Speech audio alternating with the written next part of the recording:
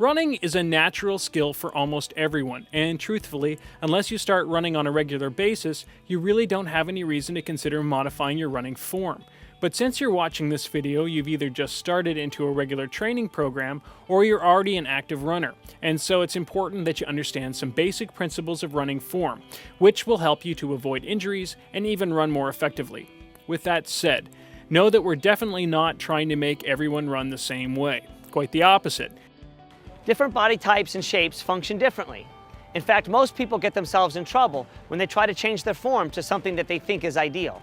The idea here isn't to copy anyone else's form. It's to learn some basic running principles in order to fine-tune your style and improve your running performances and prevent injuries. To make things as clear as possible, we're going to look at the lower body and the upper body separately. We're also going to look at basic hill running and breathing techniques. Moving your lower body properly is as simple as remembering wherever your feet go, the rest of your body will follow. This means that your feet should be pointed straight ahead, not toeing in or toeing out.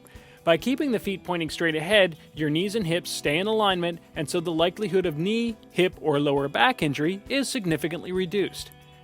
Remember that this isn't something that you just want to jump right into. If you try to modify your running form overnight, you're setting yourself up for an injury. A good way to transition your style is to think about keeping your feet pointed straight throughout the day while walking or even when you're just standing. As you do so, pay attention to how it affects the rest of your body. It'll probably strain your hip and butt muscles in the beginning.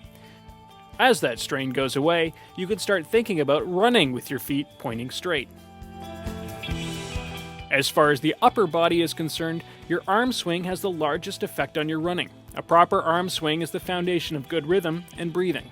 Imagine drawing a line from your belly button up between your eyes. This is your center line, and your goal should be to keep your limbs from crossing on either side of that line.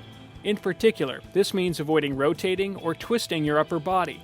Instead, you'll keep your shoulders straight and pointed forward. By keeping your elbows tight against your torso, your arms can then track directly forward and backward. If you let your elbows point out, you can almost guarantee that your arms will swing across your center line, which we want to avoid altogether. Otherwise, your hands should be held with a loose fist, keeping plenty of room between your fingers and your palms.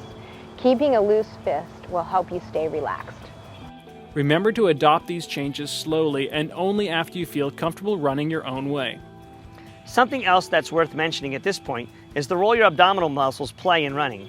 Strong abdominal muscles will improve your running and allow you to avoid lower back pain. In the training segment of this video, we're going to look at some techniques for building abdominal strength. The most important factor with breathing is keeping a steady rhythm going. When you're running comfortably, your breathing will be smooth and deep, and you should be able to carry on a conversation. As your pace quickens, or you begin to tire, your breathing will become faster and more furious, and this is when you need to start thinking about controlling your breathing. When we talk about controlling your breathing, the goal is not to slow down your breathing, but to get into a consistent rhythm. Maintaining a consistent breathing rate will also help you avoid getting a side stitch, which is a stabbing pain in the side that you've probably experienced. If you do end up with a stitch, slow down, put your hand over your head, and take deep breaths in sets of 10 until the pain is gone.